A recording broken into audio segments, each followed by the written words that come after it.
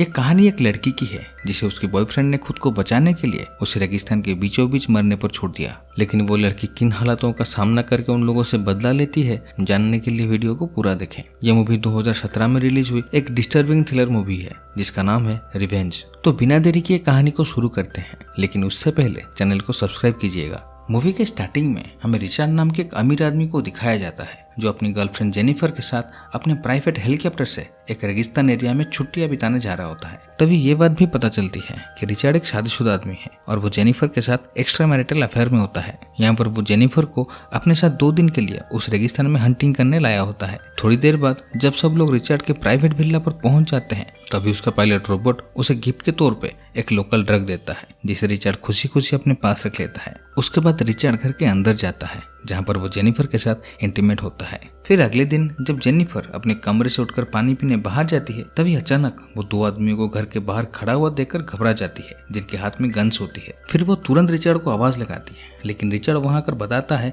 ये दोनों मेरे ही दोस्त हैं जिनका नाम स्टैनली और डिमित्री है और ये दोनों मेरे साथ यहाँ पर शिकार करने आए हैं। लेकिन यहाँ पर स्टैनली जेनिफर को देखते ही उसे गंदी नजर से घूरने लगता है जिससे जेनिफर को अजीब लगता है और वो अंदर चली जाती है। फिर स्टैनली के पूछने पर रिचर्ड उनसे कहता है कि जेनिफर उसकी फ्रेंड है जो सिर्फ 2 दिन के लिए यहाँ पर आई है। साथ ही वो उन्हें यह भी कहता है कि इसके बारे में उसकी बीबी को पता नहीं चलनी चाहिए। फिर अगले सीन में हम देखते हैं रात को सब पुल के बगल में बैठकर ड्रिंक करके एंजॉय कर रहे होते हैं जहाँ स्टैनली जेनिफर से फ्लर्ट करने में लग जाता है और डिमित्री उसे दूरबीन के जरिए घूर रहा होता है। तो रिचर्ड के हाथ में एक अजीब तरह का ड्रग देखकर जेनिफर उसे उस ड्रग के बारे में पूछता है, जिस पर रिचर्ड उन्हें बताता है कि ये एक लोकल ड्रग है जिसका नाम है पियोटे और उन्हें आगाह करते हुए बताता है कि कुछ साल पहले एक बंदे ने इस ड्रग को पूरा खा लिया था जो अपनी एक पैर को बिना कोई दर्द महसूस किए काट लिया था। फिर अगले दिन तक उसके बॉडी में खून का एक भी कतरा नहीं बचा था जिससे वो मारा गया था। उसके बाद रिचर्ड उस ड्रग को जेनिफर को देकर उसे कहीं सेफली छुपाने के लिए कहता है, पर जेनिफर उसे कहीं और छुपाने की बजाय उसे अपने लॉकेट में ही छुपा लेती है। उसके बाद वो म्यूजिक लगाती है और डांस करने लगती है। साथ ही वो रिचर्ड को भी उसके साथ डांस करने के लिए बुलाती है, पर रिचर्ड इनकार कर देता है। जबकि यहाँ पर जेनिफर डांस के मूड में थी, इसलिए वो स्टैनली को उसके साथ डांस करने के लिए बुलाती है और स्टैनली बड़ी ही खुशी से उसके साथ डांस करता है। फिर कुछ देर बाद जब पार्टी खत्म होती है सब रेस्ट करने अपने अपने कमरे में चले जाते हैं। फिर अगली सुबह जब जेनिफर अपने कमरे से तैयार होकर बाहर आती है तो वो रिचर्ड को ढूंढती है, जिस पर स्टैनली उसे बताता है कि वो सबके पासपोर्ट लेके किसी काम से बाहर गया है और उसे आने में थोड़ा समय लग सकता है और दिमित्री भी अभी तक हैंगओवर में है, तो अब सिर्फ वही दोनों घर में अकेले बचे हैं। ये बोलकर वो जेनिफर को हवस की निगाहों से देखने लगता है जो जेनिफर को बहुत अजीब लगता है और उसे बिल्कुल भी पसंद नहीं आता। इसीलिए वो अपने बेडरूम में अपने कपड़े पैकिंग करने चली जाती है, लेकिन स्टैनली उसके पीछे पीछे उसके बेडरूम तक पहुंच जाता है और उसे कपड़े बदलते हुए देखने लगता है। जब जेनिफर उसे ऐसा करते हुए देख लेती है तो वो बहुत घबरा जाती है। फिर वो जेनिफर के पास बैठकर उसे पूछता है कि वो उसे क्यों पसंद नहीं करती। घबराई हुई जेनिफर जवाब देते हुए कहती है, तुम मेरे टाइप के नहीं हो और मुझे लंबे लड़के ज्यादा पसंद है। ये सुनकर स्टैनली कहता है कि जब कल रात हमने मिलकर डांस किया था तब उसे लग रहा था कि वो उसे पसंद करती है, लेकिन जेनिफर कहती है उसने तो सिर्फ ऐसे ही उसके साथ डांस कर लिया था, जबकि उसके मन में स्टैनली के लिए कोई फीलिंग्स नहीं था। जेनिफर की बात सुनकर स्टैनली बहुत गुस्सा हो जाता है और वो जेनिफर के साथ जबरदस्ती करने लगता है, लेकिन तभी वहाँ पर डिमित्री उन दोनों को ढूंढते हुए वहाँ पर पहुंच जाता है और वो स्टैनली को जेनिफर के साथ जबरदस्ती करते हुए देख लेता है। यहाँ पर जेनिफर को लग रहा था वो उसे जरूर बचाएगा, लेकिन वो बिना कुछ बोले ही वहाँ से चला जाता है। लेकिन जाते हुए वो टीवी का वॉल्यूम भी बढ़ा देता है ताकि उसे उनकी आवाज सुनाई ना दे, जिसके बाद स्टैनली जेनिफर का फायदा उठाकर उसका रेप करने लगता है। थोड़ी देर बाद जब रिचर्ड घर पर आता है तो देखता है जेनिफर रो रही है। ये देखकर वो उसे शांत कराने की कोशिश करता है, लेकिन जेनिफर उसे जल्दी से हेलीकॉप्टर बुलाने के लिए कहती है क्योंकि वो यहाँ एक भी पल रुकना नहीं चाहती थी। लेकिन यहाँ पर रिचर्ड उसे तसल्ली देते हुए समझाता है कि वो ये सब कुछ ठीक कर देगा। फिर वो बाहर जाके स्टैनली के ऊपर चिल्लाने लगता है। अगले दिन रिचर्ड जेनिफर के पास आता है और उसे कहता है कि वो उसके अकाउंट में बहुत सारे पैसे डाल दिया है जिससे वो एक नई जिंदगी शुरू कर सकती है। साथ ही वो उसे कहता है जो कुछ भी हुआ है तुम उसे भूल जाओ, लेकिन जेनिफर उस पर गुस्सा करती है और जल्दी से हेलीकॉप्टर बुलाने को कहती है क्योंकि यहाँ पर रिचर्ड अपने दोस्तों की साइड ले रहा था। उसके बाद जेनिफर अपने कपड़े पैकिंग करने लगती है, पर तभी रिचर्ड उसे कहता है कि तुम हो ही इतनी खूबसूरत कि कोई भी मर्द तुम्हें देखकर अपने आप को नहीं रोक सकता और यही गलती मेरे दोस्त के साथ भी हुआ है, तो प्लीज तुम उसे माफ कर दो। रिचर्ड की ये बात सुनकर जेनिफर और गुस्सा हो जाती है और उसे उसकी अफेयर के बारे में उसकी वाइफ को बताने की धमकी देती है। ये सुनकर रिचर्ड बौखला जाता है और उसे जोर से थप्पड़ मार देता है, जिस वजह से घबराई हुई जेनिफर वहां से भागने लगती है और ये तीनों भी उसके पीछे पीछे भागने लगते हैं। जेनिफर वहां से भागते भागते एक पहाड़ की चोटी पर पहुंच जाती है जिसके दूसरी तरफ एक गहरा खाई था। तभी वो तीनों भी वहां पर पहुंच जाते हैं और उसे दोबारा समझाने की कोशिश करते हैं। जिसके बाद रिचर्ड कॉल लगाकर हेलीकॉप्टर को बुलाता है ताकि जेनिफर यहाँ से जा सके, लेकिन असल में वो सिर्फ दिखावा कर रहा होता है, जहाँ पर जेनिफर उसकी बातों में आ जाती है। पर तभी रिचर्ड उसके पास पहुंचकर उसे चोटी से धक्का दे देता है, जिस वजह से जेनिफर नीचे एक पेड़ की टहनी में जाकर घुस जाती है और वहीं पर उसकी मौत हो जाती है। ये देखकर घबराया हुआ स्टैनली रिचर्ड से कहता है कि तुमने ऐसा क्यों किया, जिस पर रिचर्ड कहता है कि अगर वो यहाँ से भाग जाती तो हम तीनों को जेल हो सकती थी, इसीलिए ना चाहते हुए भी मुझे उसे खत्म करना पड़ा। साथ ही वो उन दोनों से कहता है हम घर पर जाके रोज की तरह शिकार पर निकलेंगे और यहाँ आकर जेनिफर की लाश को ठिकाने लगा देंगे। इसके बाद ये तीनों वापस अपने विला पर आते हैं और जेनिफर की हर एक चीजों को जलाने लगते हैं ताकि उसकी मौजूदगी का कोई सबूत न बचे। तभी दूसरी तरफ हम देख पाते हैं जेनिफर अभी भी जिंदा होती है, लेकिन वो खुद को एक पेड़ में टंगा हुआ पाती है, जहाँ पर उसके पेट में उस पेड़ की एक टहनी घुसी हुई थी। फिर भी वो खुद को संभालते हुए आसपास देखने की कोशिश करती है, जहाँ पर उसे पास में पड़ा एक लाइटर नजर आती है। फिर वो उस लाइटर को अपने ईयरफोन की मदद से अपने पास लाने की कोशिश करती है, जिसके बाद वो उस लाइटर की मदद से उस पेड़ के नीचे आग लगा देती है और जब जलने की वजह से पेड़ की टहनी कमजोर हो जाता है, वो कोशिश करके उस टहनी को तोड़ने में कामयाब हो जाती है, जिससे वो नीचे जमीन पर आके गिरती है।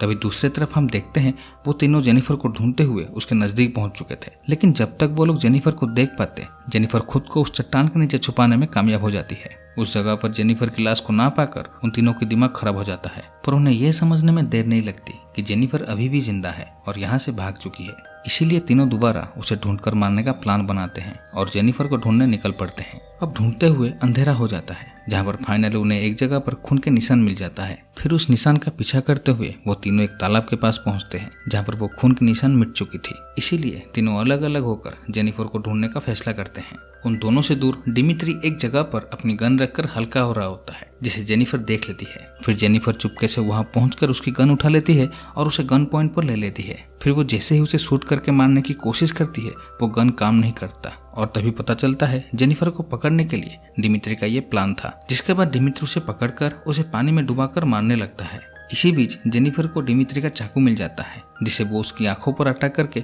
उसकी दोनों ही आंखें फोड़ लेती है, जिसके वजह से उसका वहीं पर मौत हो जाता है। इसके बाद जेनिफर उसकी आंख से चाकू निकाल लेती है और अपने पास रख लेती है। फिर वो उसके सामान और उसके गाड़ी लेकर वहां से निकल जाती है और एक गुफा में रेस्ट करने पहुंच जाती है, जहां पहुंचकर वो सबसे पहले तो आग जलाती है और उसके बाद वो दिमित्री के सामान को चेक करने लगती है। बैग में से उसे एक बेयर कैन भी मिलता है, जिसे पीने के बाद उसे थोड़ी सी राहत मिलती है, लेकिन अभी भी उसे काफी दर्द हो रहा होता है, जिस वजह से वो रोते हुए वहीं पर सोने की कोशिश करती है। पर तभी उसे रिचर्ड का दिया हुआ ड्रग के बारे में ख्याल आता है, जिसे वो अपनी लॉकेट से निकाल कर खा लेती है। थोड़ी देर बाद उसे अजीब सा महसूस होने लगती है और वो अपने सारे दर्द को भूल जाती है। उसके बाद वो अपने पेट से उस लकड़ी को बड़ी आराम से बिना कोई दर्द महसूस किए निकाल लेती है और खून के बहाव को रोकने के लिए वही बेयर कैन को गर्म करके अपना घाव पर लगा देती है। फिर अगली सुबह जब स्टैनली अपने मुंह धोने के लिए तालाब के पास में जाता है, तभी वो डिमित्री का सड़ा हुआ डेड बॉडी को देखकर बुरी तरह से घबरा जाता है। तभी रिचर्ड भी वहां पर आ जाता है और उस डेड बॉडी को बाहर निकालने लगता है,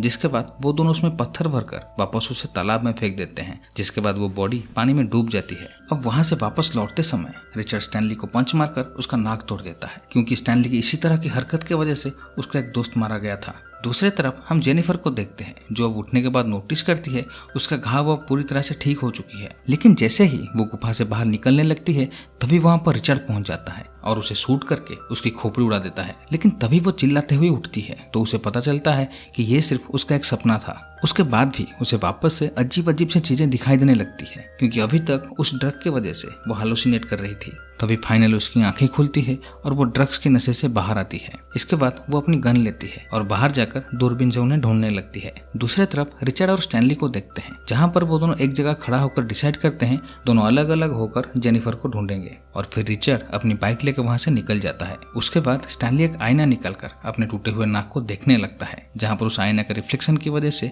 जेनिफर उसे दूर से देख लेती है। जैसे ही वो करीब आता है, जेनिफर जान जाती है कि वो स्टैनली है और वो अकेला है, इसलिए उससे बदला लेने के लिए उसके पीछे पीछे भागने लगती है। यहाँ पर स्टैनली की किस्मत इतनी बुरी होती है कि उसकी गाड़ी की पेट्रोल वहीं पर खत्म हो जाता है और जब बाहर आकर वो पेट्रोल भरने लगता है, तभी मौका देखकर जेनिफर उसे शूट कर देती है, लेकिन वो गोली उसके कंधे पर लग जाती है। अब घायल हुआ स्टैनली वहां से भागने लगता है, पर तभी वो देखता है कि उसकी खून जमीन पर निशान छोड़ रहे हैं, जिसको फॉलो करके जेनिफर उसे मार सकती है। इसीलिए वो अपनी जूता निकाल के अपनी मोजे को घाव पर बांध देता है, ताकि खून का बहना रुक सके। और ऐसा ही होता है जहाँ पर जेनिफर उसके जाल में फंस जाता है, लेकिन यहाँ पर घायल स्टैनली ठीक से निशाना नहीं लगा पाता, जिस वजह से गोली जेनिफर के कान में लगकर निकल जाती है। अब वहाँ से भागते समय जेनिफर टॉर्च के कांच तोड़कर वही रास्ते पर गिरा देता है। अब जैसे ही स्टैनली उस जगह पर भागते हुए आता है, कांच के टुकड़े उसके पैरों में धंस जाते हैं। दर्द से तड़पता हुआ स्टैनली किसी तरह से कांच को अपने पैरों से निकाल लेता है और गाड़ी लेकर जेनिफर का पीछा करने लगता है। पर तभी जेनिफर स्टैनली को उसके तरफ आता हुआ देखकर